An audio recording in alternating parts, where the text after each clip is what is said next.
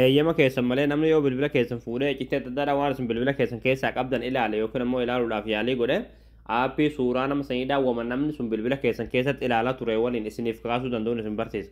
Fakkeenyaaf yoo namni sun galarii bilbila keessanii keessa galee suuraa adda addaadhaan ilaalaa ture akka inni galarii seene waliin suuraa nama sanii isinii kaasa. Akkasuma yoo miseenjera waasaap bira galee jechuudha.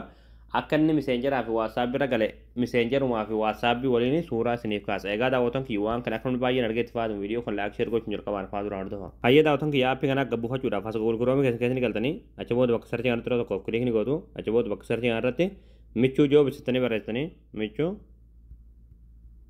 joobis achi booda michuu joobis kajuu jalirraa sanii baasirra tura tokkoof kilik ni gootu ammallee asirratti michuu joobis dha kajuu haala tura tokkoof kilik ni gootu. Ammallee haala kanaan sitti fitaa osoo ta'e hoon sarchii kanatti tokkoof kilik ni gootu bakka sarchii kanatti qubee raa ka daa barreessanii achi booda sarchii fuulduraa kan kilik sarchii goositu achi booda ammallee haala kanaa suuraa kanatti tokkoof kilik ni gootu achi booda aappii gadi buufachuudhaaf sirna lubtaa gadi deemtu manumaati achi booda dhumarratti qalamatee waan kan barraa aappii as tuqaa buufadhaa akka jalatti daawulood keessatti daawulood kan tutanii aappii kana bilbiloo keessatti kan buufatanii hayyee daawwatan kiyya aappii kan buufatanii yeroo galtan aappiin kun haala kanaan sibiira maa wanni kun irratti yeroo tokkoof kilik ni gootanii achi booda haala kanaan wanti giriinii taate jechuudha yookiin oonii taate jechuudha. Egaa haala kanaan wanti giriinii taate yookiin oonii taate jechuudha.